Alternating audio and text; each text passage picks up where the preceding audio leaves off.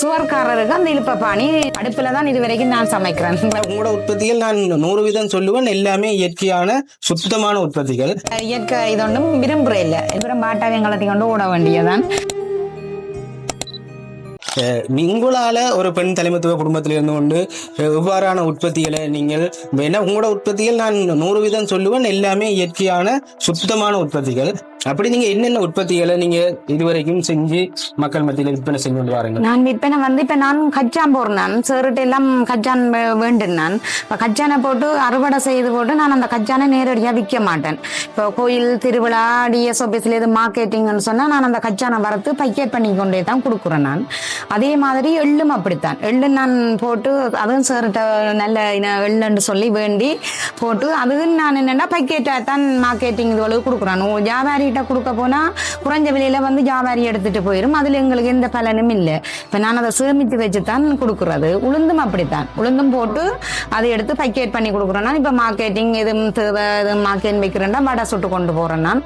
அப்படி மற்றது இழுப்ப பூவும் போய் பொறுக்கி பானி காய்ச்சி பானியா வைக்கிறோம்னா இழுப்ப பூவில வந்தோண்டு என்ன பிரியோசனம் சொன்னால் சுவர்காரருக்கு அந்த இழுப்ப பானி நல்ல ஒரு உதாரணம். என்னன்னா சுவர் வராது, இழுப்ப பணி இல்ல முடிஞ்சது.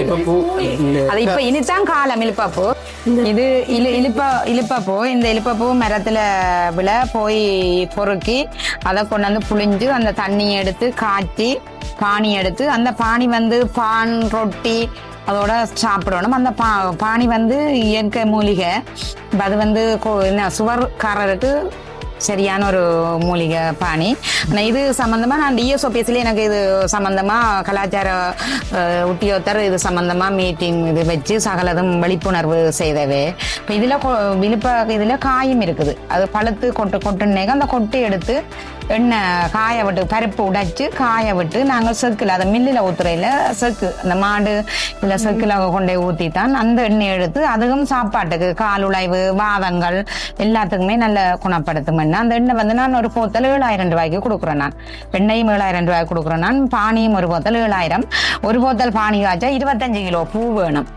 அப்ப அந்த பூ நாங்க குந்தி இருந்து பொறுக்கிற சரியான ஒரு சிரமம். ஆனா அதே நேரத்துல ஒரு தருமே இங்க பெருசா இதெல்லாம் அந்த மூலிகை இயற்கை இதொன்றும் விரும்புற இல்லை, எல்லாம் அப்படியே சீரழியும். ஒரு தரம் முந்தின காலத்தை மாதிரி இப்ப அதை பயன்படுத்துற இல்லை. இப்ப எல்லாம் நவீன முறையும் நவீன இதுல எல்லாம் போய்கொண்டிருக்கு. நாங்களே இதுவரைக்கும் அடுப்புலதான் இதுவரைக்கும் நான் சமைக்கிறேன். ரைஸ் குக்கரோ எதுவுமே இல்லை, சிலிண்டரோ ஒன்றுமே இல்லை. அடுப்புலாம் தேத்தனி வைக்கிறேன், எல்லாமே அடுப்புலதான் பாவிக்கிறேன். மற்றது உளுந்தும் அப்படித்தான். உளுந்து நான் என்னண்டா இப்ப காணில எனக்கு ஆட்டு கழிவு மாட்டு கழிவு கோழி கழிவு எல்லாம் காணிலேயே கொண்டே போடுறேன். நான் அப்ப பசலை எதுவுமே போட மாட்டேன். நான் இங்க என்ன செய்யற ஒன்றுக்குமே பசலத்தன்மை இல்லை, எல்லாம் இயற்கை பசலையில தான் செய்யறேன். நான் உளுந்தும் அறவிட செய்து சில நேரம் அது காலத்துக்கு ஏற்ற மாதிரி போற விலைக்கு கொடுக்குறேன். நான் உளுந்து 400 ரூபா போகும், சில நேரத்துல 600 ரூபா போகும் கொடுக்குறேன். நான் எள்ளும் அப்படித்தான். எள்ளு 350 ரூபா. இன்னும் போன வருஷத்துல இருந்து வரையும் குடிக்காம வச்சிருக்கிறேன்னா விலை பிரச்சனையில அப்படியே இருக்குது, விலை குறைஞ்சபடியா. மற்றது நெய்யும் அப்படிதான். பால் பின்னேற பால் எடுக்கிறேன். நான் பின்னேற பால் எடுத்து காய்ச்சி தயிர் போட்டு அந்த தயிர்ல வர ஆடையை எடுத்து வச்சுதான் மத்தால கடைஞ்சுதான் அந்த நெய் இந்த இருக்கு.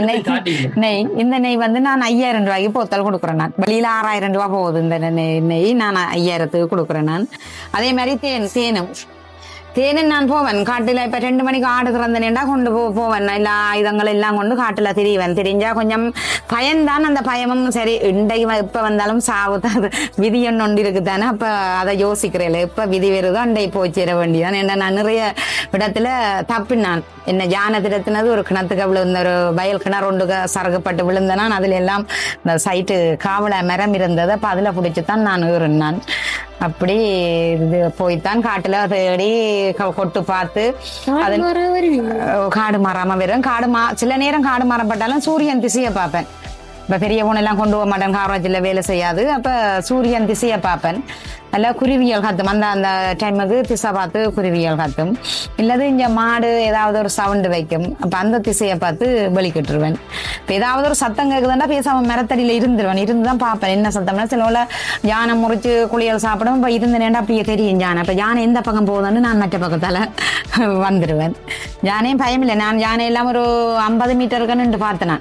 யானையும் ஆடும் சேர்ந்து மேயும். நான் யானையை போய் திறதான் சில நேரம் யானை நாங்க போய் வெளியே தனகாம வராது. நாய் நின்றுட்டு பாயும் யானைக்கு. யானை பாய நாயை திரத்தி கொண்டு யானை வரும். அப்ப நாங்க கொஞ்சம் தூரம் பாட்டாவை எங்களத்தி கொண்டு ஓட வேண்டியதான்.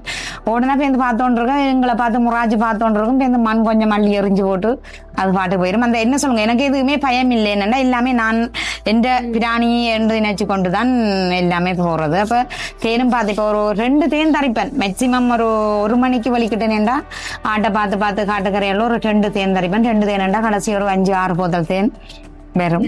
அப்ப அதையும் கொண்டு வருவேன். எனக்கு ஆடு மேய்க்கிறதாவது அதுக்கிடையில 6 குளங்கள்ல இது மீன் சொன்னா தூண்டிலும் போடுவேன். புழுவும் பட்டி கொண்டு போய் தூண்டிலும் போட்டு பின்னர கரைக்கு மீனும் கொண்டு வந்துடுவேன். அப்படி உடும்பொலை நம்பிட்டாலும் அதுவும் என்னால பிடிக்கக்கூடியதெல்லாம் பிடிச்சி தேடி கொண்டு வந்துருவேன். சேர்ந்து வராது பயம் சொல்லுவேன். இப்ப காட்டுக்கு வாங்கணும்னு சொன்னா பயம் மாட்டேன். நான் தம்பியை கூட்டி கொண்டு போறேன். நான் தம்பி தேனை கண்டுட்டு வந்து நான் தம்பியை கூட்டி கொண்டு போய் எடுக்கிறது. மற்ற மகனும் போன் பண்ணுவேன். நெருப்பு வாளி எல்லாம் எடுத்து கொண்டு வாங்க. இந்த இடத்துல தேன் இந்த இடத்துல நிக்கிறேன்னு சொன்னா மகன் பள்ளிக்கூடம் லீவு விட்டு வருவேன். அப்படி நாங்கள் எங்கட முயற்சியில உந்தளவுல இருந்தபடியாத்தான் நான் இன்றைக்கு இந்த இடத்துல இந்த முயற்சியில வந்திருக்கிறேன். நல்லது எல்லாரும் இப்ப ஆடு மேய்க்க கொண்டு போனாலும் சொல்லுவேன், இதுக்கு என்ன ஆடு மேய்க்கிற ஆடையும் ஒரு பொம்பளை தொழில் செய்யலாமோ ஆட்டை மேய்க்கலாமோன்னு சொல்லி நான் அப்படி ஒன்றும் பார்க்க மாட்டேன்.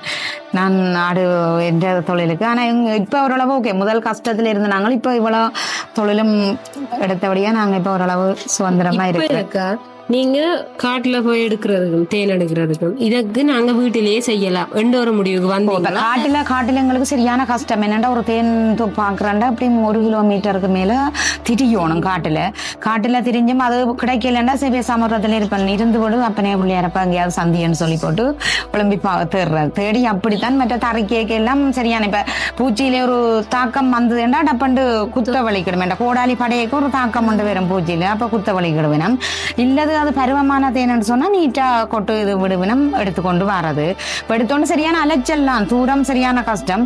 அதே நேரத்துல நான் இப்ப வீட்டை வளர்க்குறேன்னா நான் இதை விட போதிய அளவு நான் வளர்க்குறதுல நான் எடுத்துக்கொள்ளுவேன். பட் இவன் அட்வைஸ் எல்லாம் எனக்கு உண்மையில நல்ல ஆர்வமா நிக்கிறேன். என்னண்டா இப்படி சேர் கதைச்சதும் அங்க தேன் பார்த்ததும் உண்மையில நான் வளர்ப்பேன். நீங்கள் ஒரு 6 மாதத்துக்கு பிறகு சில ஒரு மாற்றம் வரும். தேன் பொட்டி வந்து பார்க்கலாம் மாற்றம் வரும். நான் இப்ப தேனே பேருந்து எனக்கு ஒரு பிசினஸ் போவோம். வெளிநாடு எல்லாம் நான் அனுப்புறேன் தேன் தான். அதே நேரத்தில் இங்க இருக்குது பெண் தலைமத்துவ குடும்பங்கள் இருக்குது. நிறைய பாதிக்கப்பட்டாக்கள் இருக்கு. ஆனா நான் அவைக்கு இவ்வளவு அட்வைஸ் செய்கிறேன். அந்த கோழி குஞ்சு எல்லாம் கொடுத்து இப்படி வளவங்க இன்னென்ன நோய் தாக்கம் இன்னென்ன வைத்தியம் என்று சொல்லி செய்ய சொன்னா கூட அது ஆர்வம் இல்லை. ஆனா நான் எந்த சொந்த முயற்சியெல்லாம் நுந்தளம் பெறணும்னு சொல்லி நான் ஆடு மாடு எல்லா வைத்தியம் பார்ப்பேன். ஒன்றுமே டாக்டரை கூட்டி கொண்டு வந்து பார்க்க மாட்டேன். நான் போய் மருந்த கேட்பேன். பாமசியில வேண்டி கொண்டு வந்து நானே தான் எல்லாம் போடுறேன். நான்